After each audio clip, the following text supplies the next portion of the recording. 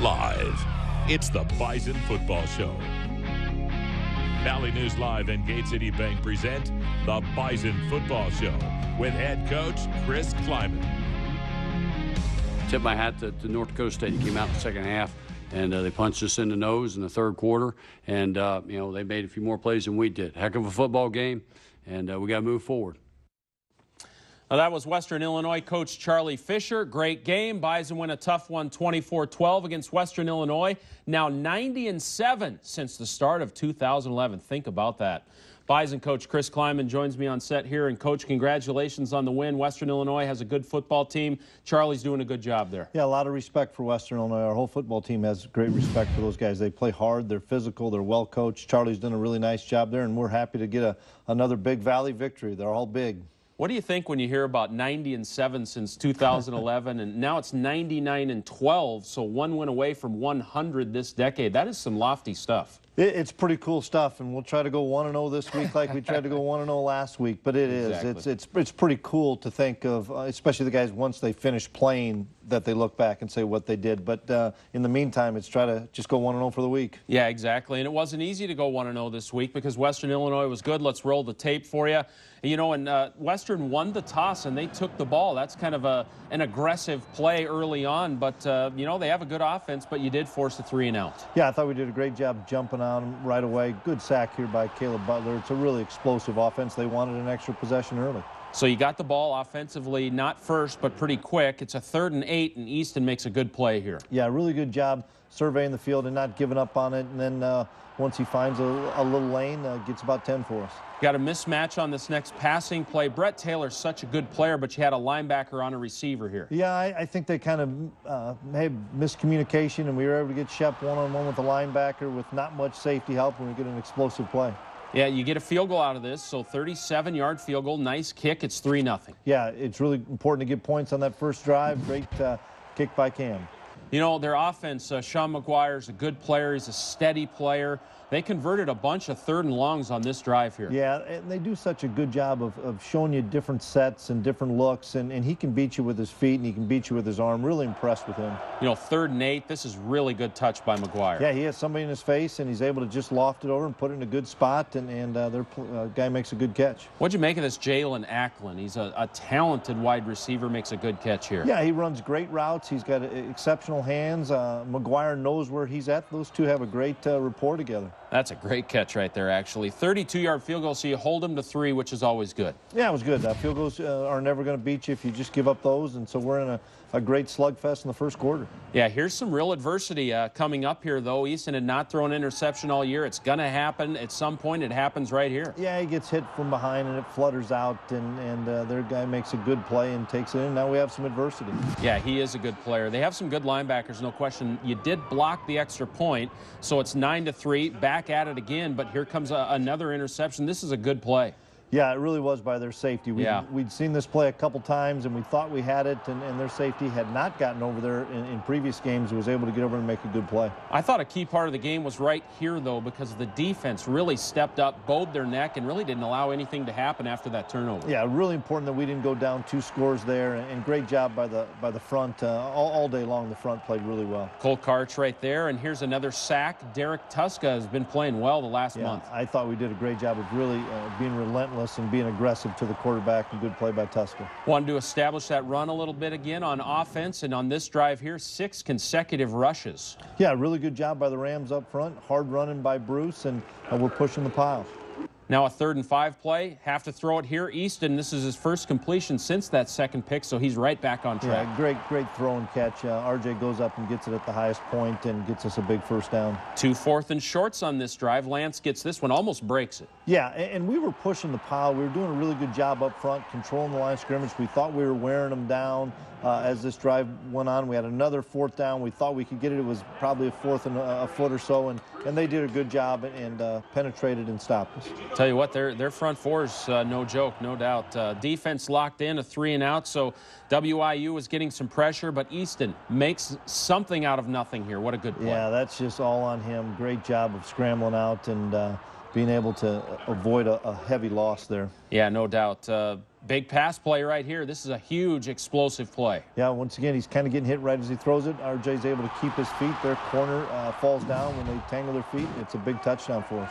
Well, 10-9 right now, NDSU. They have a nice little 2-minute drill going here. They got a big return, but the defense did a nice job here, actually. Yeah, once again, really good job by McGuire. He gets out of the pocket. Ackland comes across the formation, and they have a nice drive set up. We did a really good job, we thought, pushing them out of field goal range. Yes. But a great job again by Karts there, and Stanley getting some pressure and pushing him in, and then Jabril, who we put in there in a pass rush situation, gets a sack. And they put in their long kickoff guy to kick a 52-yarder, a long kick, and I mean, he boomed this thing. Yeah, it would have been good from 60, I think. Yeah. He banged it, and credit to them. They were able to get a 2-minute drive on us. Yeah, no doubt. So at halftime, Western Illinois has the lead. It's a dogfight, 12-10, rushing yards, hard to come by. Both defenses playing well. Third down conversions, 2 of 7, 3 of 6. So both teams digging in for a 4-quarter game. Before we get to the second half, on the Gate City Bank hot seat, Austin Kunert. Austin, what is the most enjoyable thing you did this past summer? The most enjoyable thing I did this past summer is probably go to other people's hometowns that are on the team. So and that we're on the team. So just experiencing what their hometown parades are like and Awesome. what's like in their hometown now. That's great. Speaking of hometowns, you're from Sioux Falls. Tell me something cool about Sioux Falls. Something cool about Sioux Falls is it's a great community just like Fargo. So it's just everybody knows what's going on, and I just feel like it's a very friendly environment. It's a great place to live. Okay. Do you like to text or talk more when it comes to phone? I like to talk more, just get right to the point and just figure out what you need. So. All right, this is a fan question. If you had to give up movies or video games, what would you choose? I give up video games. Okay. I enjoy watching movies. So. If you're given $10 million today, what would be your first purchase? I would first buy a lake cabin, nice lake cabin right on the water. Good one. What makes a great leader? A great leader, somebody that is determined to win and not only wants to make himself better, but makes the rest of his team better. What's your favorite thing about the new locker room? Oh, probably the new lockers itself. It is way better and just a lot more comfier and just new, brand new. We're not used to new around here. What does the tradition of Bison football mean to you? Bison football means a brotherhood, a team that can band together no matter what happens and can overcome adversity when it comes to their front door. Thanks, Austin. Appreciate it. Yep. Well, Coach, obviously this looked like it was going to be a 4-quarter game at halftime. It's 12-10 Western Illinois. What did you guys talk about at the break? Well, knowing that it was going to be a 4-quarter game, that's what we talked about with the guys is when we came into this, we didn't think this was going to be a blowout. It was going to be a 4-quarter game, and it came down to our ability to make plays and our ability to control the line of scrimmage on both sides of the ball. Got the ball right out of half, so let's roll the tape, and that was a big deal. Big drive right out of half here, and a nice play call, I thought, by Courtney Messingham right out of the gate. Yeah, really good to get us started here and get a big chunk play. And then this drive, we told the guys in the locker room, was so critical for us to get points. Yeah, Ben Ellefson right there lowers the boom at the end of that, and then Easton a quarterback run, 18 yards. Yeah, really good call here. They came in a different defense and took the jet sweep away, and Easton with a big gain. RJ gets us deep into the red zone here with this catch. Yeah, and that's the thing. It's been good. We've had 3 really good explosive plays and getting us inside the 15. Boy, Bruce Anderson really hits the hole hard. Yeah, he really does. Really good job blocking by the Rams. Once again, they don't know if we're running our sweep series, and we were able to hit them inside on the zone play. It does get to a 4th and goal here, and Easton finds his way, powers in. Yeah, it was a really good job. We were going to put it in his hands and let him try to push the pile, and we were able to get a big touchdown there. That was a big drive to start the second half. Yeah, 17-12 Bison right now. Defensively, it really started to do a nice job on Jalen Ackland, lock him up a little bit, and forced a 3-and-out, but a really good play by Jalen Allison here. Yeah, really good job. They knew we were in cover 2, and Jalen Allison kind of fell back in his zone and knocked the ball away, and I thought James Hendricks was in good position as well. Yeah, he certainly was. So the second drive of the third quarter was equally as successful as the first one. Easton, another big quarterback run here. Yeah, and we're spreading them out a little bit. Condensing them wasn't really working for us. We started to spread them out a little bit more, and that opened the middle of the field quite a bit for Easton. And suddenly their defense has been on the field a lot, and these off-tackle runs were there now. Yeah, once again, we get a little bit more width in our spacing, and we're able to get a big run with Bruce on the perimeter. Easton and RJ hook up once again today. Yeah, a little play action fake, and Easton finds RJ in the soft spot of the zone. We're inside the 10. More chunk plays. Those are big for us. Get those explosive plays. This is a fun run here. He just weaves his way in and out, finds his way into the end zone. Does a really good job of surveying the defense and then finding a way to get in there. That was another big score. 24-12 right now. We're going to move to the fourth quarter now, so that's the score, 24-12. And they have a dangerous offense. They're never out of it, are they? They came right back at you. Yeah, they're not. With this quarterback, they're never out of it, especially with the weapons they have outside. And he throws a really good ball in between, really tight coverage there. Near interception here. It looked like it got tipped right before it got to James, so it kind of glanced off his shoulder pad here. Yeah, once again, they're trying to find that soft spot between cover two, and we just missed that one. Yep, did force a punt, though, and the Bison did too, and it was a shank, so they're back at it again. There was a bad punt in this little sequence here. Yeah, there was. They got great field position, and then we can't let this happen. They get a big play on us, and we had two guys there. We've got to get our eyes back on the football and knock that one away, but to the defense's credit, they weren't going to allow a touchdown here. Yeah, quite a goal line stand. It starts with Caleb Butler getting some nice pressure, and then good coverage. They throw the fade here. Yeah, we mixed it up between we pressured a couple times, we played coverage once, then we showed pressure the last time and ended up playing coverage. We have everybody up at the line of scrimmage. He thinks it's pressure, so he's looking to throw, and then just kind of hurries his throw and throws it up back in the end zone. Yep, panicked right there at the end, overthrew him right there, so that's a huge goal line stand. Now you want to work the clock a little bit, so you get 5 runs, a nice little drive here where you chew up some time a little bit. Yeah, we really do. This was really important for us to get out of. You always want to get that first down out of there and make sure that you have room to punt if you have to punt. And Lance did get dinged up right there on that play on the goal line. Yeah, he did. We'll evaluate him over the next couple days. You killed 3-11 right here, though. Yeah, great job there. That was big. It was a 3rd and 5, and Shep gets about a 25-yard gain and really turns the field position around. Exactly. You did have to punt, so they're back at it, and here comes Ackland for 20. Yeah, really good throw right over the middle of the field in between coverage. But Trey Dempsey seals the game right here with an interception. Yeah, and once again, we're getting great pressure on the quarterback, so he's wanting to throw it just a little bit quicker than he needs to, and Demps makes a big pick to end the game. That was huge for Trey Dempsey and seals up a victory, a hard-fought win, a great win against Western Illinois, who's probably going to find their way into the bracket somehow. They're 5-2. They're in good position this season, have a very good team, well coached. They only rushed the ball for 31 yards. We're going to talk a little bit more about the rushing defense later. Outstanding effort. Total yards, they'd been averaging almost 450, 460. Look, they got 216. Really impressive defensive effort. Let's hear what the players had to say after the game.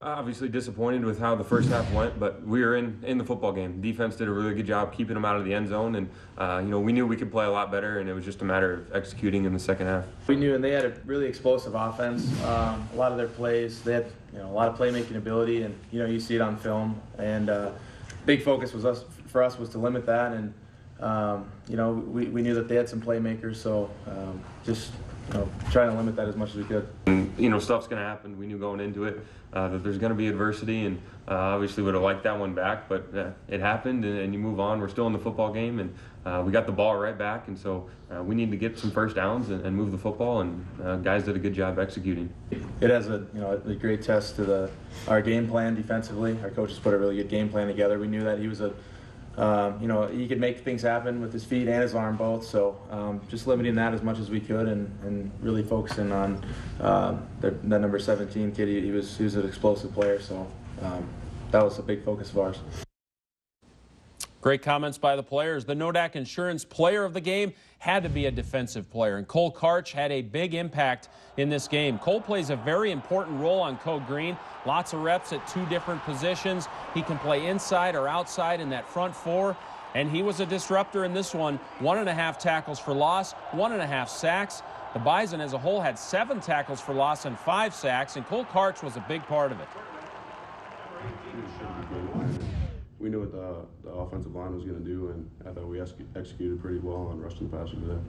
Yeah, we thought we had a pretty good matchup coming in, just with the speed on defensive line, and so we thought we had a pretty good matchup, and I thought we did a pretty good job today.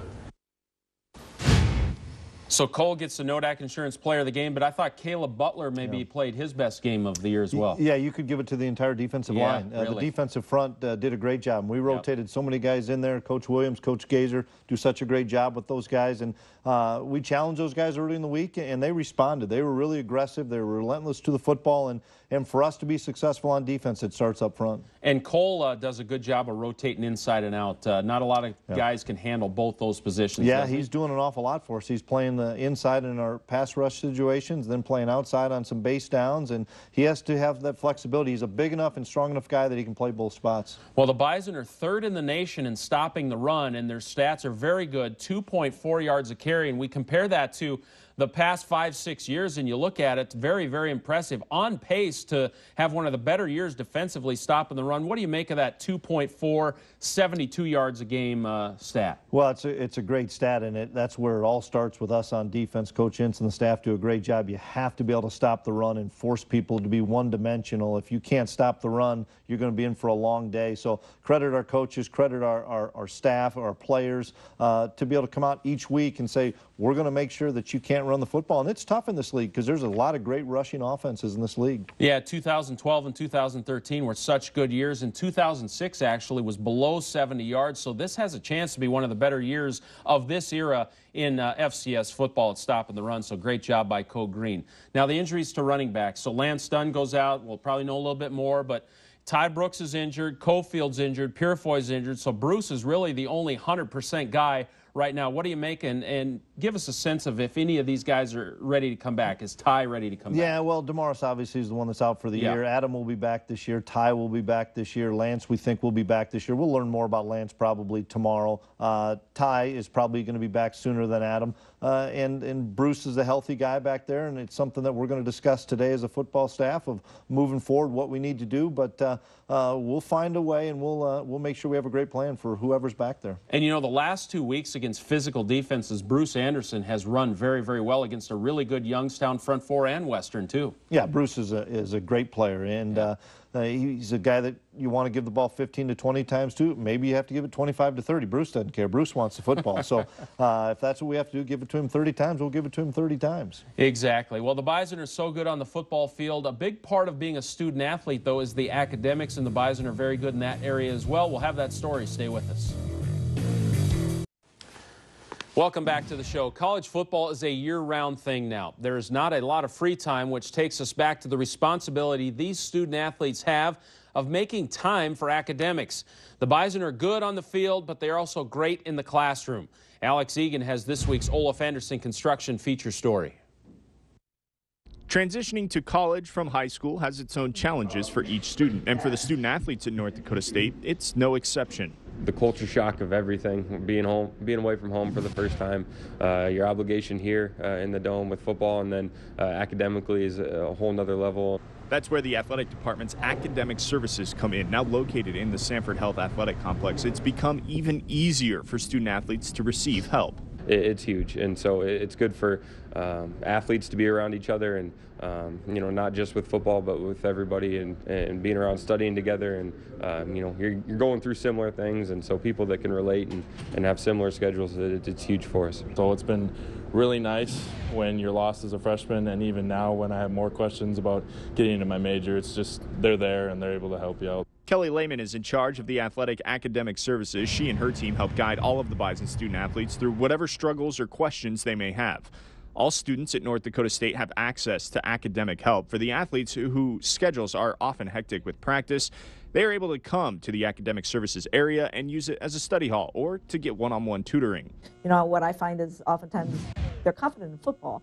The speed at which everything comes in football is faster, and it's the same thing in academics. And so until they can adjust to that and get the confidence in the classroom, you know, they'll struggle a little bit. So there's heavy parallels, I think. We've seen how successful the Bison football team has been on the football field, picking up win after win over the last several years. But last year was a milestone year academically. The NCAA uses the Academic Progress Rate, or APR, to judge how specific schools and teams are doing in the classroom. A perfect score is 1,000. And in 2016, the Bison football team set a new record score of 990, well above the national average of 964. For the Bison Football Show, I'm Alex Egan.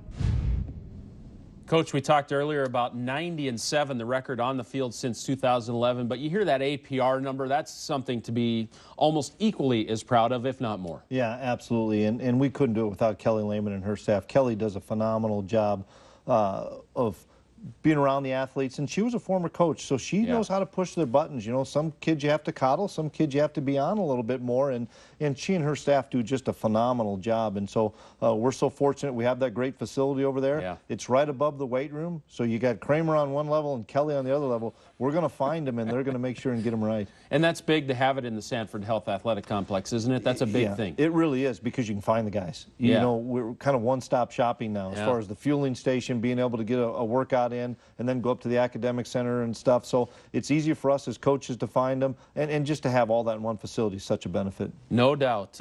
Great job by everybody there. Hey, it doesn't get any easier. Here comes Northern Iowa, red hot off 2 straight wins. We'll talk about it. Stay with us.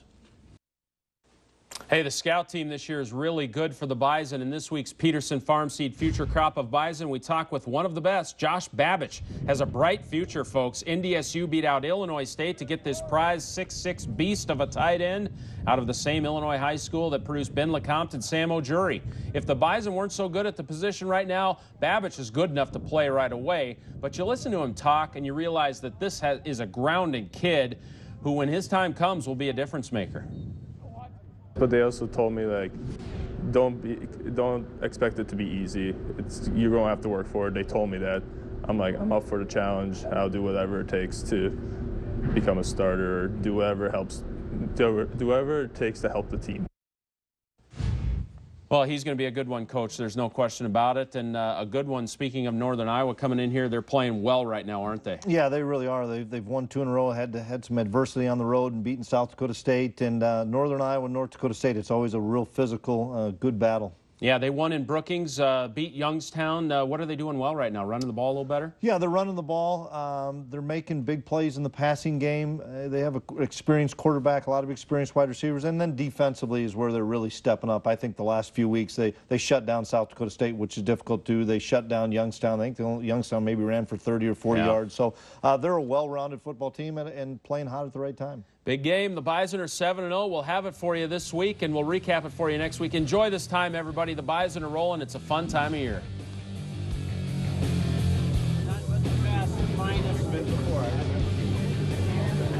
Wow. 7-7, man.